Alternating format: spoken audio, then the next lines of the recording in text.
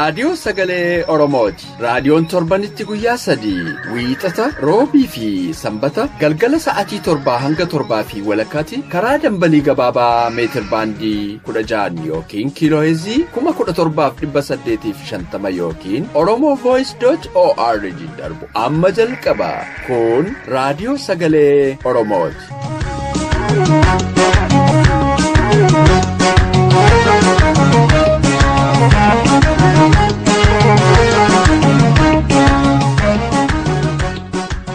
Akka mooltan dhaggeeffatoota keenya kabajamoo kun qophii keenya roobii reediyoo sagalee Oromoorraa yeroo kana isiniif darbu. Qophiilee keenya beeksisuun kanan isin wajjiniin turu Anayyaantu Dameeti. Qophiin keenya har'aa oduu fi qophii mala jireenyaati. Muuziqaa torbees ni qabna. Hanga qophiin keenya xumuramutti akka nu wajjiniin turtan isiniin affeera. Amma gara oduuttan isin dabarsa.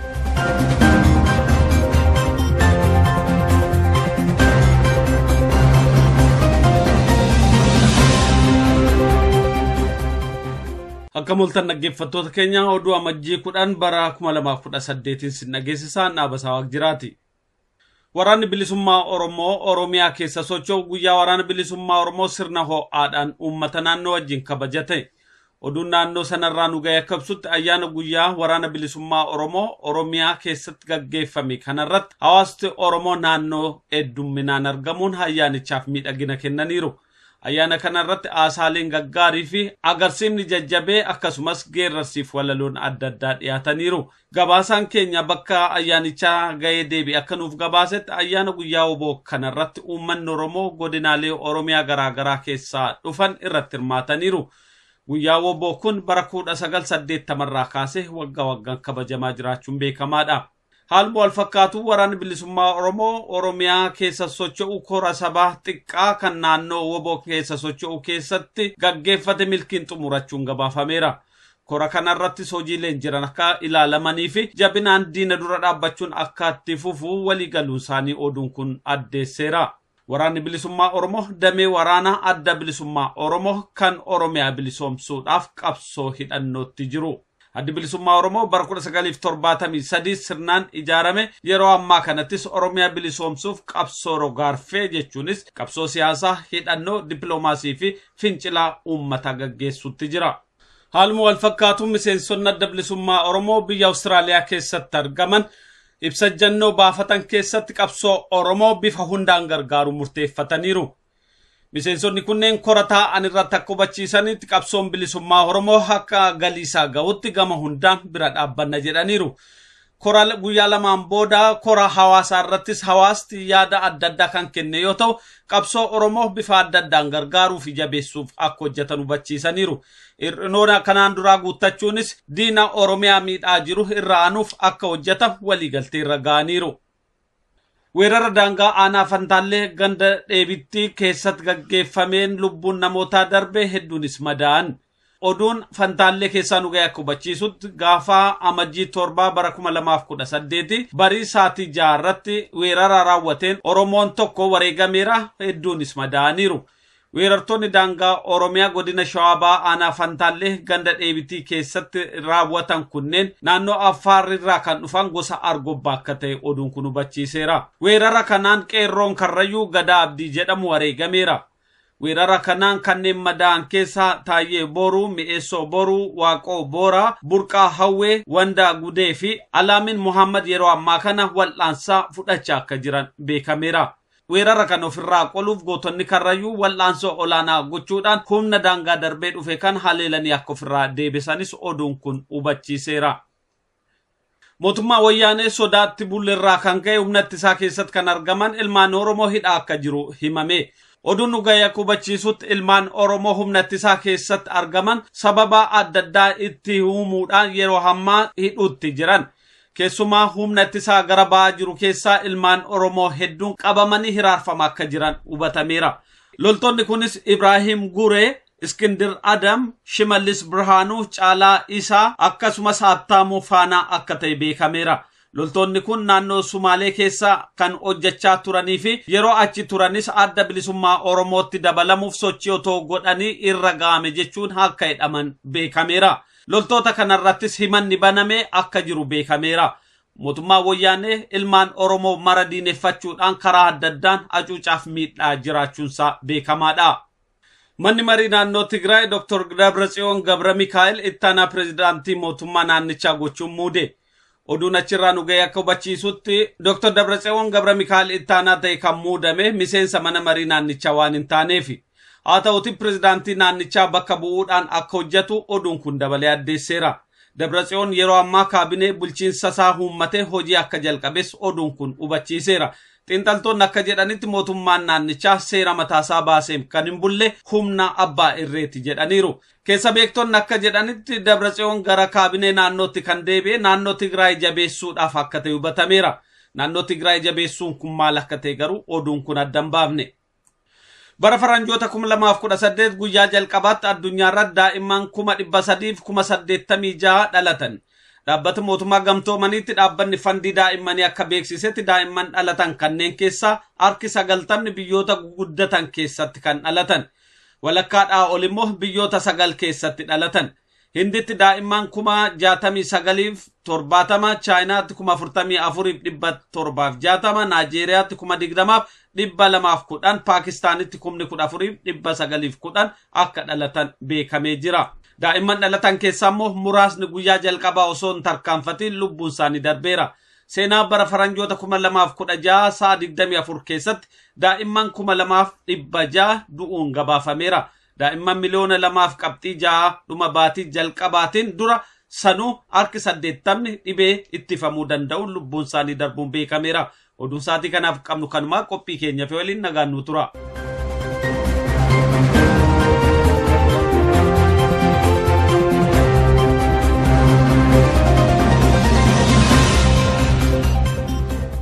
Amma immoo qophiin kan wallee torbeeti.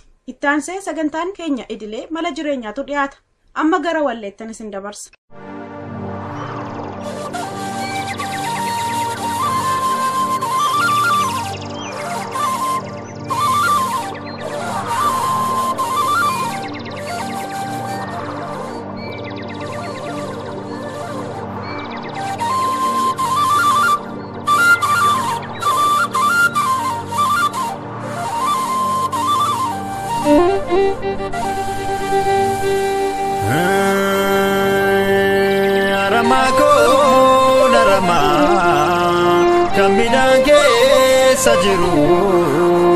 Kamidange sajiru namasiya de manna namamara de waya kanidake sajiru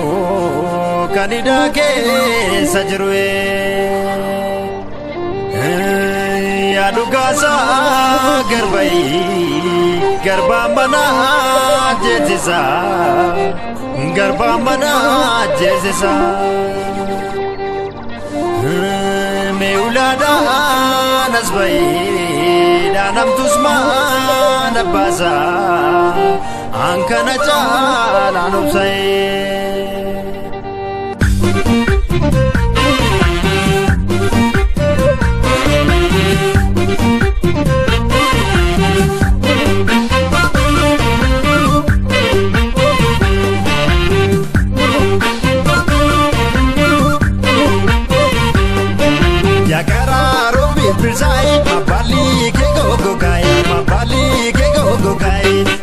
Magago yakala yomi girami matarga gena golgai kirai gabado yoi hame sangurkurani kalain talasa yo sifule narebani sifule nadanani yoro befsila ganae taltale warabana siladuna walamna kopulti ijarana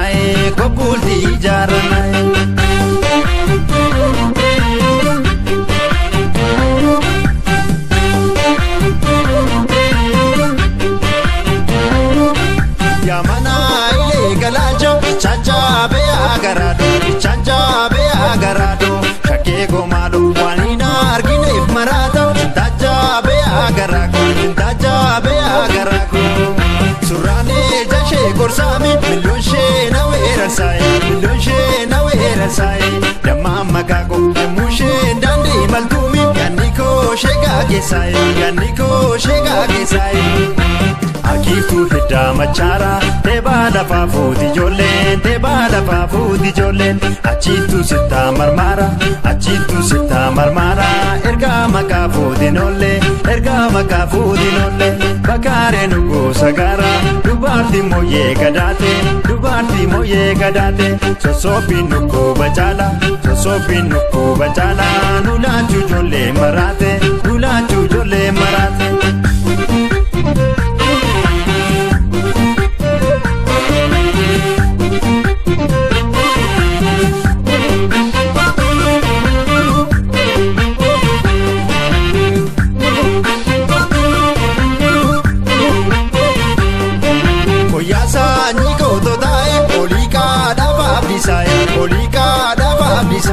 Shaggee komaadho aadaadhaa famaali geemi qalbii koo na booreessaayi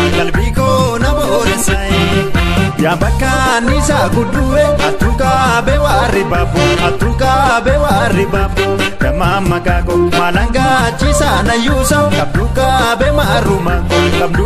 beemaarumaango shaggee komaadho hinkutii nanuu kutaa'e kelloo baalan kuutanii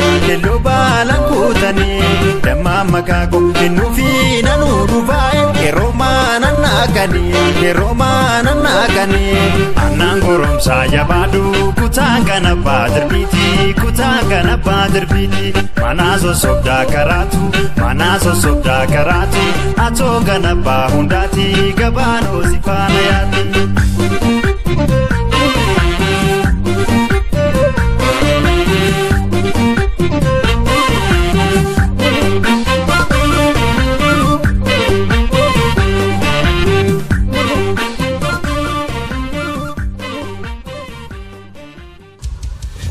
Studio.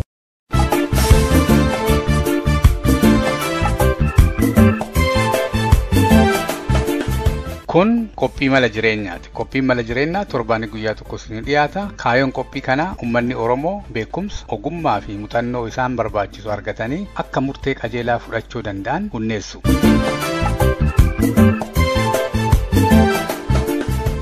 Akkam jirtu dhaggeeffattoota keenya. Kun gaaffiif deebii Ob Danaboo Waariyoo waliin goone kutaa lammaffaatiif ka xumuraati itti dhiyaadha. Egaa jettee gara Chirichaarooti haaseennu lama. Akka ani itti ilaalu wantoonni tan makaasti hundumtinuu anaaf rakkoo. Haalli amma Itoophiyaa keessatti taasifama, impaayera Itoophiyaa keessatti taasifamaa jiru waa'ee gara dhimma Oromootitti as finnee yoo ilaallu waa hedduuf keessaa qaba. Akkuma kunoo kadhoo baay'ee uffateera isin jechuu barbaadeeti. Kadhoo gubbaa jiru yoo kaaste ammallee taanutu jala jira. Sanillee yoo irraa kaaste kan biraati keessa jira. Sanillee yoo jalaa kaaste kan biraati keessa jira jechuudha. Samaa jechuuf jedhee amma impaayera Itoophiyaa keessatti guutumaan guututti jechuun hin danda'ama. Naannoo Tigraay irraa kaafe naannoon nageenyi keessa mul'atu hin jiru. Keessa yoo deemte kaabaa haga kibbaa bahaa haga dhiyaa fincila guddaatu taasifamaadha. Waggaa 26 darbaniif taasifamaa ture. Naannoo Amaaraas yoo deemte akkas. Naannoo Kibbaas yoo deemte akkas. Bakka maraa namni dhimma guungumaadha. Uummanni wanni guungumaa jiruuf maali? Uummanni naannoowwan kaawwanii sababni inni guungumaa jiruuf maali? Qe'ee ofii qe'ee keenya irra jiraachuu dadhabne. Baanee galuu dadhabne. TPLF tun ajajachuu barbaada. Daa'imman keenya nurraa ajjeesaanii. Uummatatu mirga gaafataadha. Uummanni impaayertii san keessa jiru hundi mirga lafa ofiirra jiraachuu, mirga bahee galuu, mirga hojjetee jiraachuu, mirga bulchiinsa gaarii qabaachuu, mirgootii namummaadha kan Universal Declaration of Human Rights jedhamee silaa heera biyyattii san keessatti fudhatama argatee jiru sunniin akka nuuf kabajamu ka jedhuu fi wantoota kanniin jara kana xiichee waan qabu. Jarri kun ammoo warri TPLF jechuu kiyyaa deebiin uummata kanaaf kennaa jirani deebii kennuu danda'an qofa. deebii rasaasaati, deebii qawweeti. Ka Oromoo garuu ka amma jenne kana hundumaa qabatee plus waa'ee birmadummaallee keessa jira jecha. Oromoon lafa isaarraa buqqa'aa jira, dhaabatuu qaba. Oromoon seeraan ala hidhamaa jira, waan mirga ofii gaafateef lafa isaarraa buqqa'ee, waan mirga ofii gaafateef hidhamee, waan mirga ofii gaafateef fiitiif falmateef uummanni kun wareegama baay'ee kabaasaa jiruuf. Mirgi uummanni Oromoo gaafataa jiru yookaan mirgi uummanni Oromoo falmataafii jiru kun waa'ee Itoophiyaa keessatti bulchiinsi gaariin haa jiraatu. Impaayera Itoophiyaa keessatti demokrasiin haa jiraatu. Olaantummaan seeraa haa kabajamu.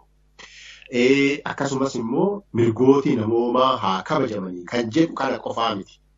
Kanaaf plus birmadummaan keenya ka cabe sun Oromummaa nurraa bu'uu qaba ka jedhuun. Amma tireendima seenaa yoo ilaalte calqaba bara 1880 keessa ka weerarri Oromiyaa irratti geeffame. Isa dura Oromiyaan biyya birmadoomtuu turte. San booda erga humnaan cabsanii booda uummanni kun jaarraa walakkaa ol ka ta'uu fi bifa organized ta'ee fi bifa hin qindoominiin wanta cabisan deeffachuuf yookaan birmadummaa cabisan deeffachuuf falmataa turan. Bara 1973 jechuudha. Bara 1973 irratti qabsoon Oromoo bifa organized ta'e, bifa sagantaa siyaasaa itti godhamee akka abbaa godhatee adeemsifamuu jalqabe.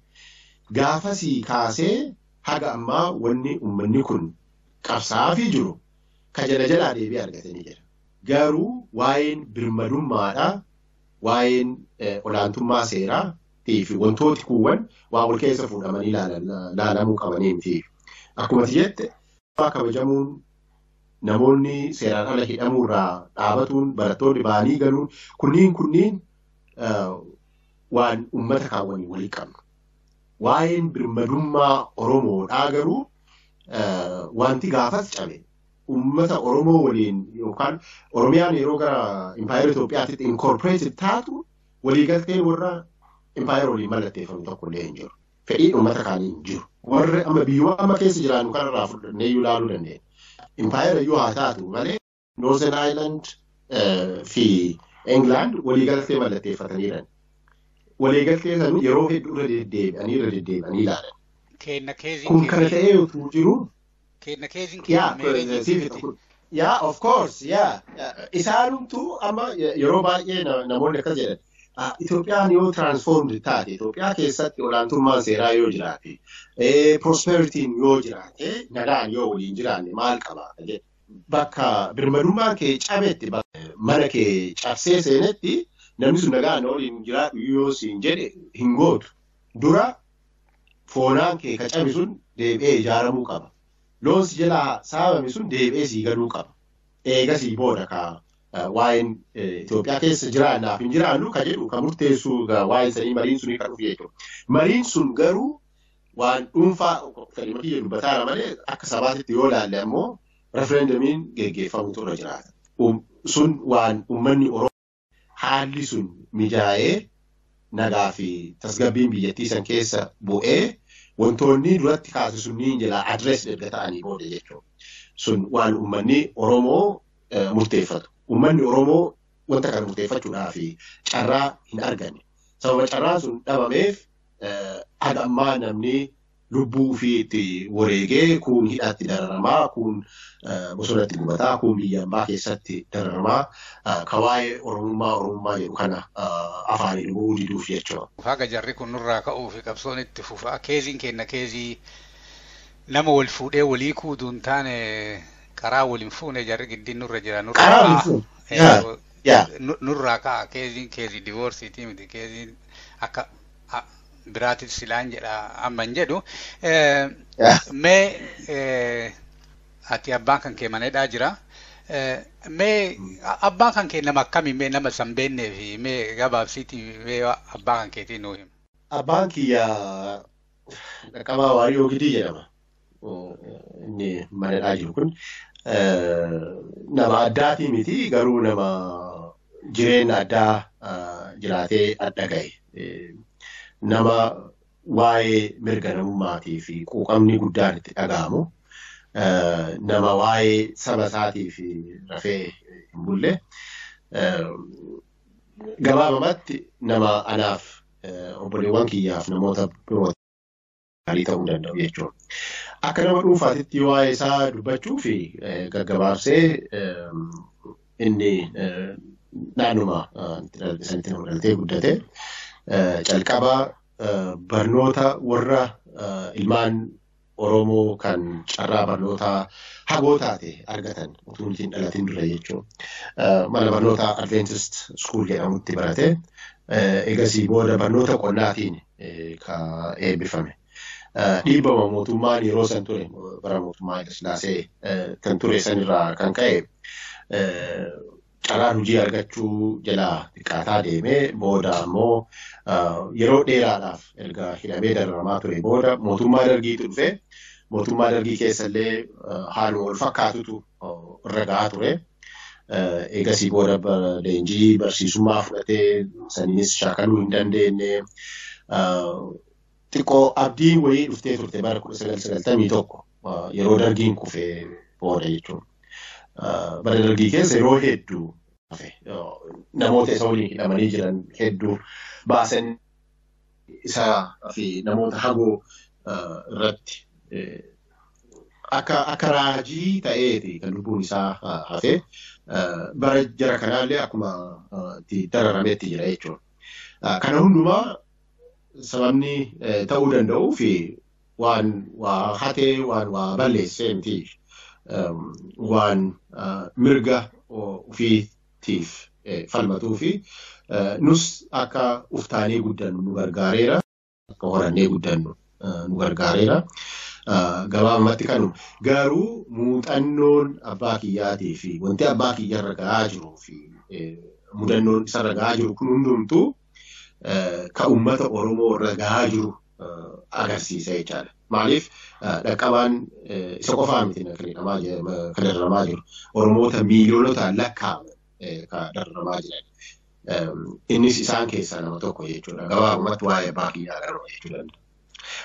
Asirratti wanti giraafii isaa irratti hojjetaa jiru hin jira. Galmeessinee kaa'uuf ammaa fi publicize godhuun hin danda'amu.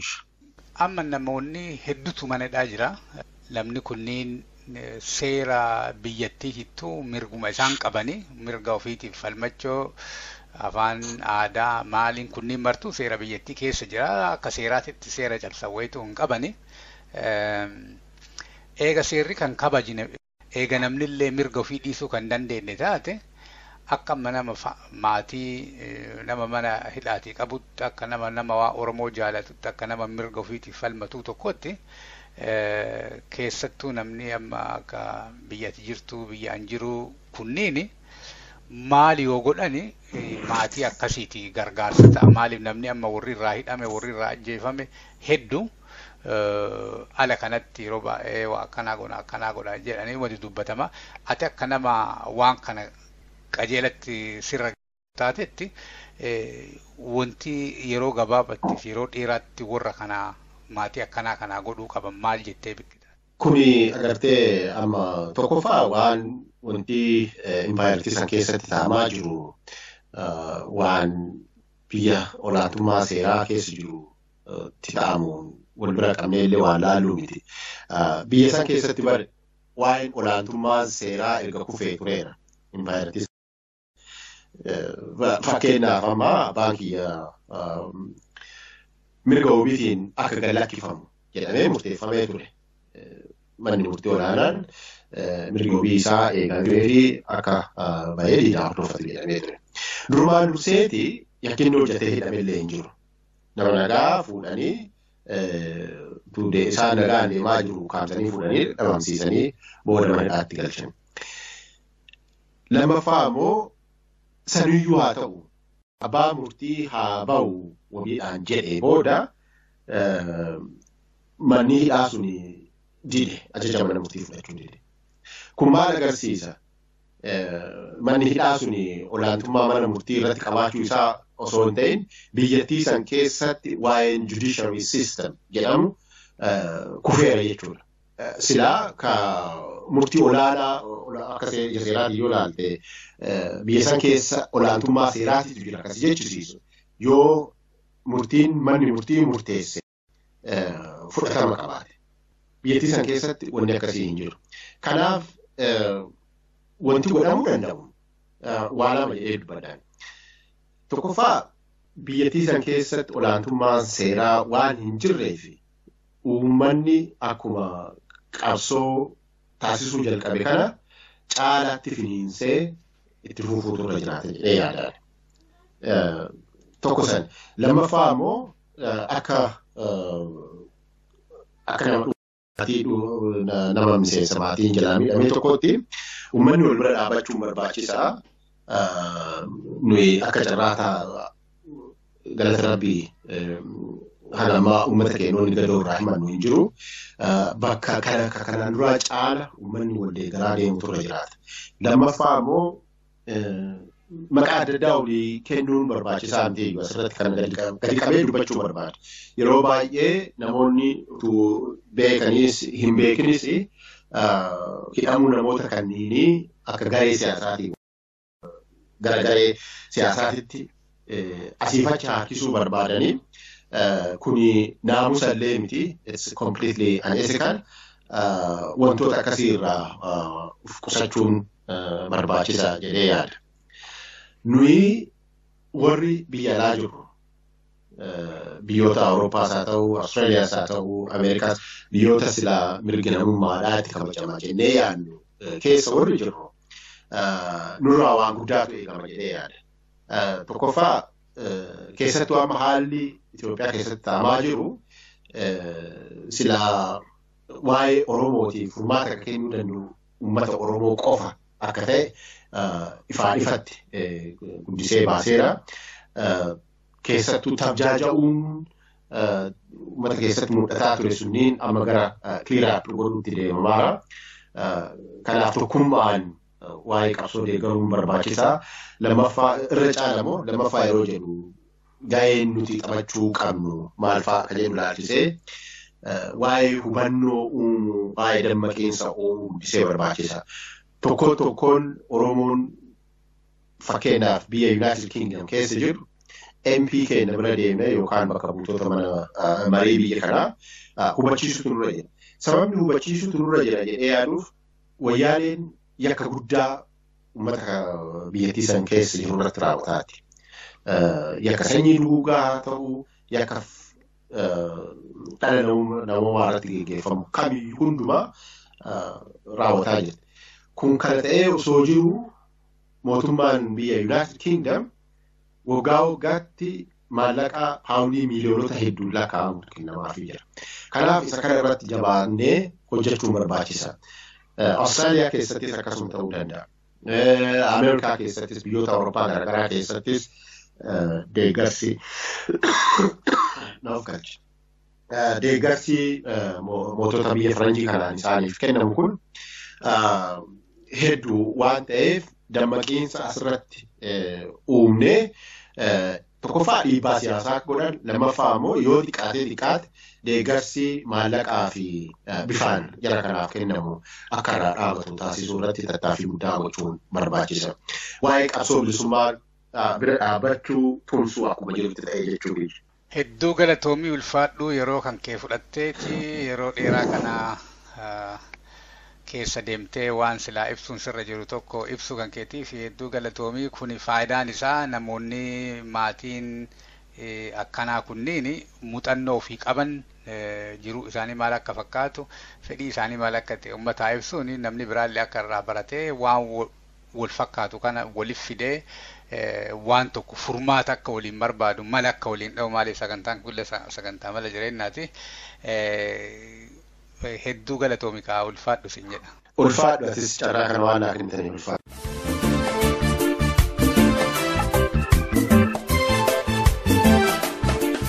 Hanga yoonaatti kan caqasaa turtan reediyoo sagalee Oromoo dambalii gabaabaan isinii darbaa ture.